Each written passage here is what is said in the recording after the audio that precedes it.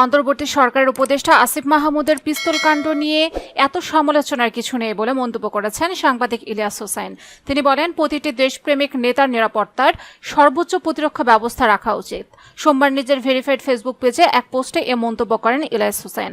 Facebook পোস্টে ইলিয়াস লিখেছেন, আসিফ হাসনাতরা জুলাইতে যা করেছে ওদের সাথে শুধু পিস্তল না কামান রাখা উচিত। মাত্র কদিন আগে হাসনাতের উপর হামলা হয়েছে, সেটা মাথায় রেখে কথা বলা উচিত। তিনি আরো বলেন, একটা ছোট ভুলের জন্য এত সমালোচনার কিছু নেই। প্রতিটি দেশপ্রেমিক নেতারা নিরাপত্তার সর্বোচ্চ প্রতিরক্ষা ব্যবস্থা রাখা হোক। শত্রুরা এখনো চারপাশে আছে। এরা মারা গেলে যাদের সুবিধা হবে তারাই আসিফদের অস্ত্র রাখার বিরোধিতা করে। তিনি আরো বলেন, একটা ছোট ভুলের জন্য এত সমালোচনার কিছু নেই। প্রতিটি দেশপ্রেমিক নেতার নিরাপত্তায় সর্বোচ্চ প্রতিরক্ষা ব্যবস্থা রাখা হোক। শত্রুরা এখনো চারপাশে আছে।